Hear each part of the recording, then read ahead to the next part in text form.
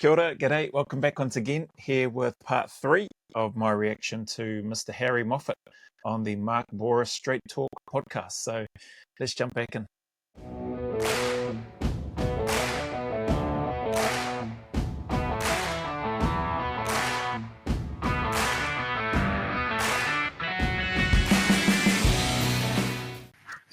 And then he's going to run up the line all the time with you. And like every time you run up, he's going to run up. Yeah, and we want to know too that if you're bleeding out in the AO, that they're going to do their best to get you home as well. You know, that's a kind of a commitment that we make to all the families when we deploy as well. And when you did make this decision to leave, you mentioned a couple of times you have psychology qualifications. Did you do that during your army period, or did you decide to go into psychology after that?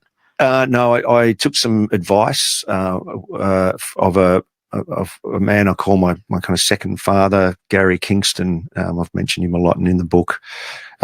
He once said words to the effect of, "Don't let this place be everything you are. You know, it's not all you are. You're more." And he was a great proponent of educating yourself, whether that was tertiary or builder carpentry or whatever it was. Do something else. Be something else. And I took that to heart. So I started studying seriously in the last 10 years. I was in the regiment. So I would joke that I'd have a book from a university book out on patrol with us and be reading that and digging a trench. And while I was having a break, I'd be finishing a uni degree. And it didn't add any weight or any effort overseas. It actually gave me a healthy distraction away from planning all the time. And it just so happened in 2019 when I left the Defence Force full time, the weekend or the week after I started, I was qualified and registered as a psych, and I've been. Oh, so you did that? You did that whilst you were in the military? That's right. Yeah, last 2 years. Like online type course? No. I attended psychology as a 7-year degree. The last 3 of which you need to do face-to-face supervisions and all this type of stuff. So, like as in an intern type thing. Exactly. Yeah. And so the military gave me a part-time gig and helped me do that. And the military's pretty forgiving like that. Well, that's where the military's great. I mean, it's awesome, eh? Just the commitment, dedication, putting that time aside, the sacrifice also from his wife and their children to enable him to not only do his work as an operator within the regiment, but then also to allow for that time for study. And I can only relate to that from the perspective of not me doing the study, but watching my wife and the work that she put into her studies with her law, and just the time, effort, and energy that it took, and it pulled her away from the family and that as well. So, which was not easy for her, but also not easy for the children too. So just listening to him speak about what he was doing, I can only imagine, how hard it would have been for him too, but also for his wife and their children. That's awesome, man. Just awesome. And the Defence Force generally are great that way. It is now, yeah. To support people. Yeah, it's much better these days. Why psychology? Well, it seemed to make a lot of sense to me. It was something else I was interested in. I kind of dropped out of uni after year 12. I was going to uni, and then I thought I'll join the army now or do uni and then join the army. That was a kind of conundrum, and I ended up doing the latter, doing the former. But it was a little bit unfinished business. I read a lot about psychology and philosophy. They were kind of my staples. I found them fascinating. Loved the stories that went behind them. It was it's just natural for me. It wasn't, I felt like, and it makes very good use of my lived experience now. When I work with mission critical teams or sports teams or hedge funds, I love working with hedge funds. I think they have a very similar vibe to them when they're up and running. A private capital team or a deal team, you've got a dozen young men and women who just want to shoot the lights out. It's the few that I work with, sometimes they feel like a footy team. There's that kind of camaraderie in the trenches fighting. So I think that my background, psychology, pulls it together, gives it an evidence base, and allows me to tell stories and share, hopefully, my small W wisdom with those people. So that's awesome, man, that he's able to just the way he's described it there, and leverage that, his lived experience, and pull all of that together through his psychology degree. I remember when I was interviewing Moff, I think at that time I was seriously looking into studying psychology myself since being back here in NZ. So I got back here in January 2020, just before all the COVID lockdown stuff started happening. And that was a path that I was seriously looking at. That piece has, or that desire, that drive that I initially had, that's gone. It's been gone for a while in terms of wanting to delve deep into psychology. I think I just probably a combination of realizing that I don't really want to go committing all that time into studying that, and I don't want to go looking to do something like that full time for me anyway. So that just sort of went by the wayside. But Moff was an inspiration in and around that, because I knew before I'd interviewed him that he had got his psychology degree and had done a lot of high performance stuff. And so, but I mentioned that because I didn't follow through on that. I was like, actually changed my mind. When did you write? Because your first book, I think this is your first book, 11 Bats. Yeah, my mates told me I should have called it Bats 11 because I'm a shit bat. So. Well, what is that about? 11 Bats? What's that? It's just an autobiography, Mark, of my journey from Williamstown, Victoria, to back to Victoria, really, where I end up at the end of that book at the MCG doing an Anzac Day speech, and the 11 bats. It was my habit to take a cricket bat every operation that we went on, every tour we went on, and a ball, I presume, and a ball, a few balls because they get a bit lost, Sean balls, and we'd play cricket. And we'd recreate, or we'd even gather information. We use them to gather intelligence and cricket. Absolutely. So you build rapport with the locals playing a game of cricket, and they become an extra layer of defence. Or you go up to the street urchins who you've thrown them a ball or whatever, let them get you out, and you might just say, "Who's old mate over there? Who's he?" And they'll look after you. They'll come to knock on the door and say, "This such and such is bad man. He's back in town." That type of stuff.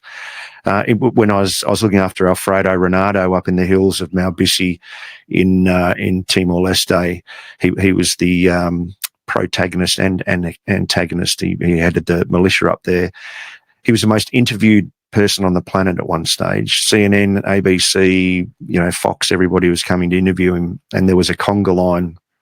So we set up this game of cricket, and we needed to note everybody who came in to see him, because there were spies running everywhere from all corners, from Portugal to the US, etc. Clearly Indonesia, lots of them. And so we'd play a game of cricket, and everyone was forced to stop. We got photos, got a bit of narrative from them. Fingerprints where we thought there was a high threat, we'd just throw them a ball or give them a glass or something, just all in there. Swap the ball over.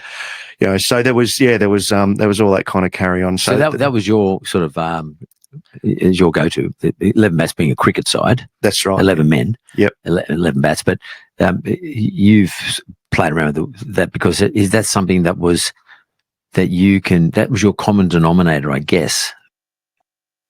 It would have been good just listening, as I was enjoying listening to Moff talk about the story and that particular one in Timor. It would have been good if the host had just let him finish that story or let him carry on, just a bit of, it's quite interesting, for me, listening to the different people, how they interview Sean Ryan. I think he's cracked it in terms of what he does and how he allows people to just flow and doesn't interrupt. This one's a little bit, just picking up on it here, a little bit of an interjection from this fella, but as I think about it, there seems like a few of those throughout. But anyway, but it would have been nice to hear a little bit more. You could say the same thing about me, bloody interjecting. From most of your deployments? Yeah, I came home to cricket, to the Applecross Cricket Club, who I'm still available for selection there. He's calling out. That was a place to come home and be Moff. not Harry, if that makes sense. Yeah. And my cricket mates grew to really deeply understand that, and they didn't bug me about my military service. I could just come home, be one of the blokes, a handy uphill into the breeze bowler, a normal human being. And, I speak emotively about it because it played such a massive role in normalising life for me, How does that work? You're 1 minute you're in Afghanistan and you're, trying to work out if someone's going to blow you up or do something terrible. And you're seeing all sorts of crazy stuff and living with individuals who are the same milk. Then you come back to Victoria and where everybody's just like, running the local coffee shop and making bacon and eggs and digging ditches as a plumber or whatever, and your mates from school, I presume, and your cricket club. How's that transition work? It's bizarre. It really is. Must be bizarre. We talk about being away. I ended up referring to being away like being at home, and being at home like being away. That was really how it felt. That makes so much sense to me. We go away to the unordered, extraordinary world, where things that happen shouldn't happen. We wish they didn't. Then we come back to this ordinary world you talk about of post office, milk bars, and it's all structured. It's all structured. You get up at a certain time in the morning, get a coffee, everything's normal. Yeah, less and less you feel under control.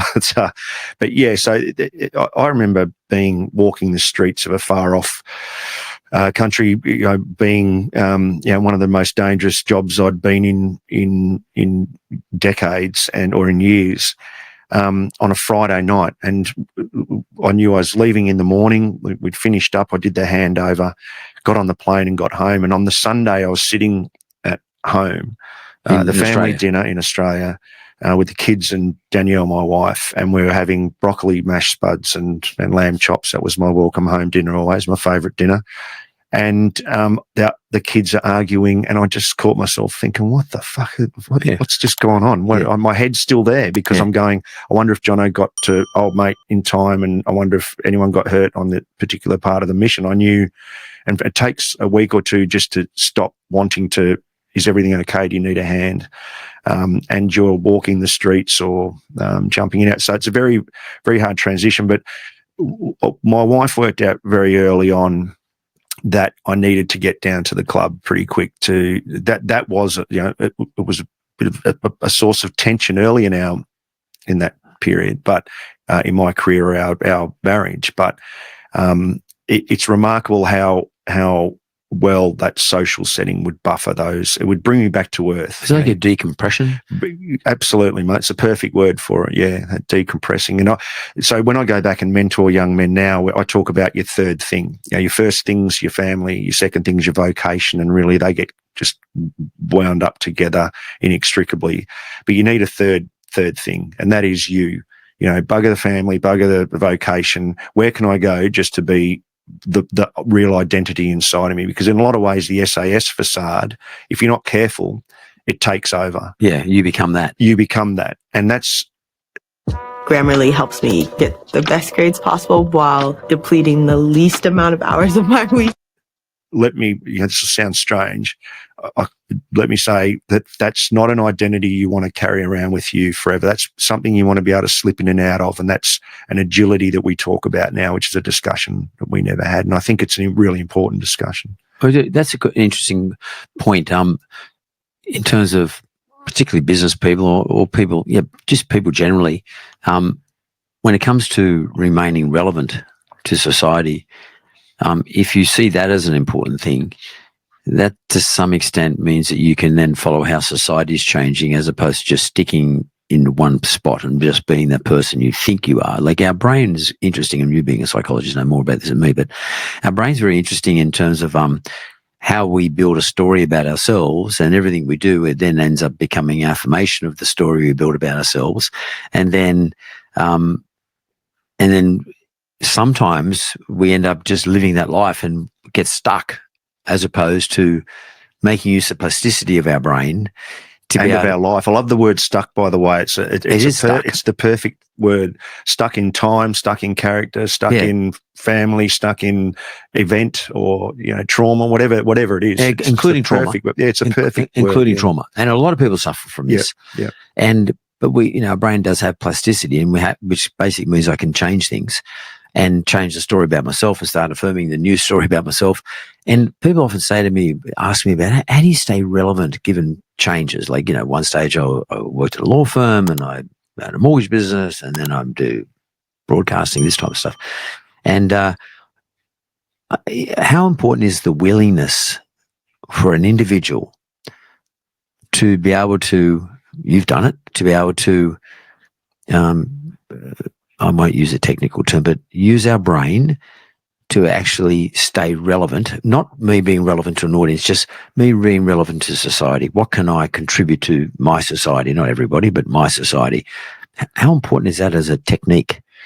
Yeah, I think it's very important, and you've hit on a couple of things there. The plasticity of the brain is a thing these days. It's labile is another term that's used. That applies to all aspects of us as humans. We're never ever static. We're allostatic. We're navigating the world, changing. We're not a beat of strings or a straight linear line. We're kind of, depending on which philosophy you want to talk to, process theory with Whitehead would talk about, we're spiraling through space, changing every second. And that's true. We're evolving or adapting as we go, which is the other point you raise. You are an highly adaptable person. Not everybody is. There's a biology behind our personality and our psychology, and some people are more tolerant to ambiguity. You would be someone like that. Founders, I find, I work a lot with founders and also with individuals who've started their own family office, high net wealth, who might be a bit stuck in their family, in the wealth and the intergenerational transfer, etc. But founders have a high tolerance to ambiguity, and they're under the same risk profile, that they can get stuck in this persona that they've created for themselves. The king of Collins Street or the king of Macquarie, and the suit and tie. And I say, well, when was the last time you went and had a Friday night at the footy with your mates, your schoolmates? Because most of our schoolmates are still good, close community. And it's not surprising to hear them say, "Oh, months ago," or "I don't really catch up," or "I'm too busy," and Mark, I've sat, and you would, again, this is your area of expertise, but I've been surprised at how many, I don't know, I'll make a generalisation, but 60, 65-year-old men who've sold their business for a life-changing amount of money. To some it's 20 million, to some it's 200 million. And their life around them, behind the facade, has atrophied. Yeah. Their relationships have atrophied. Their health has atrophied. Their social connectivity, all that, and I can go on. And they feel it.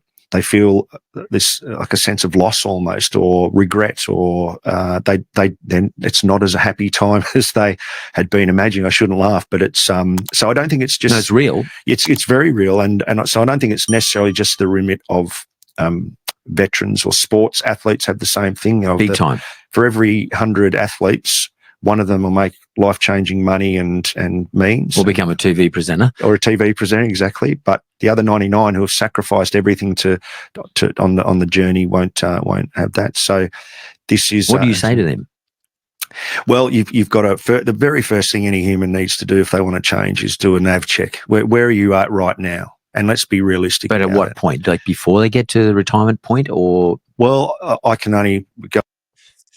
Jeez, I don't think you can. I think Moffitt's just about to say it. I don't think you can give an exact time frame with regards to when do you do this nav check that Moff's talking about. But some of the stuff that he's talking about in there, how's that time? Yeah, we're all right for time. I've just been enjoying listening to it all. Well, some of it I've been waiting to hear Mark get his question out for Harry to then answer. But there's a lot of awesome stuff in there, and just those different iterations, in individuals, identity and purpose can get all wrapped up into what we used to do, or what we think we do now, or what we think we want to do going forward. I know I've been in that space. I also connect well with Moff talking about the ambiguity and being comfortable with it. Like I have no idea, had no idea how YouTube is going to go the second time around, how it would be received, what I would be doing. Still don't fully know what I'm going to be doing or how the channel's going. There's lots of little things that I'm working on, and some of those things have come off and some of them are yet to happen. But that uncertainty, the ambiguity around it, I really enjoy it. It's interesting listening to him also talk about when's the last time you went out with your friends, high school friends or whatever.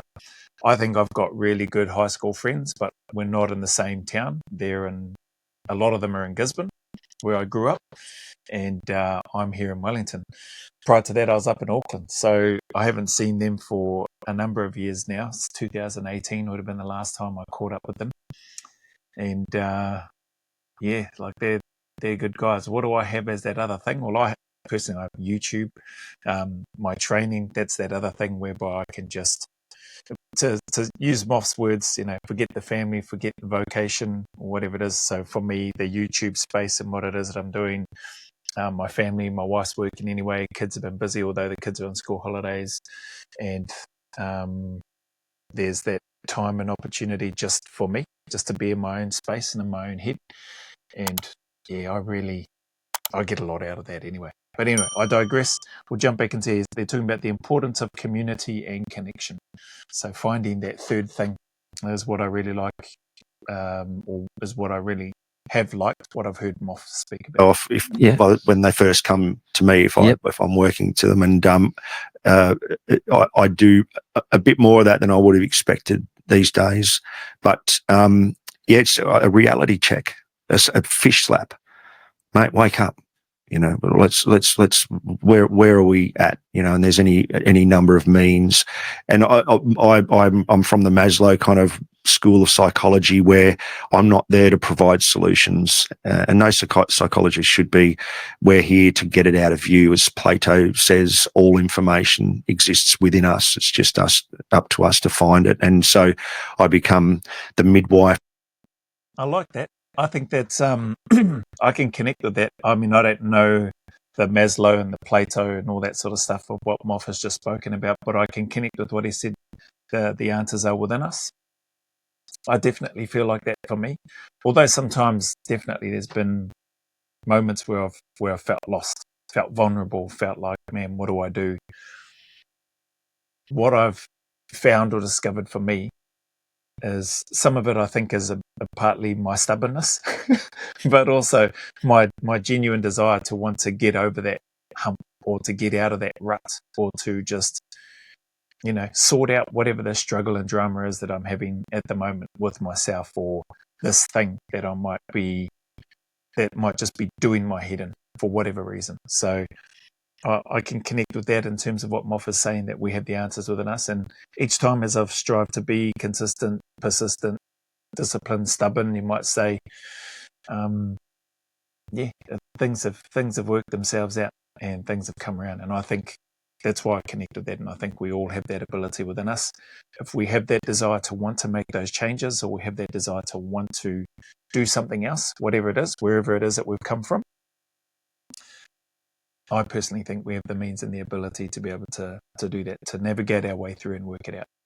To your, birthing your understanding of yourself. And I think with that facade too, sometimes, and as our life's atrophying behind it, there's a distance with ourselves that we create. And you alluded to that earlier about how we look for reassurance that we're on the right path. And I think when the soldiers that I see, particularly special forces soldiers, if this is all they are, this character, if they don't have this kind of deeper sense of connection to community, or to citizenry, as the ancient Greeks might put it, then it's very hard work to kind of pull them back. And is there a trade-off though between?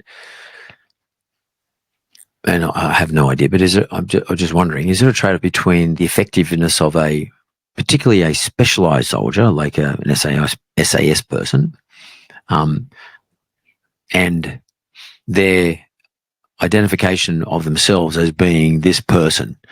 Is there a trade-off between that person being really effective at their job, but therefore, as a result of that, being less effective in terms of looking at the bigger picture for when the day they retire? Yep. And is there a sort of a a process where it's when they're first starting, they're really effective when they're, I don't know, 28, 29, whatever the age is when they first kick it off. And as they start to reach 40, does the Army or does the Defence Forces try and do this for them so that they just become more effective as a citizen on the way out? I love it, mostly. And we haven't done a great job of that with my generation. So I probably see more people stuck there.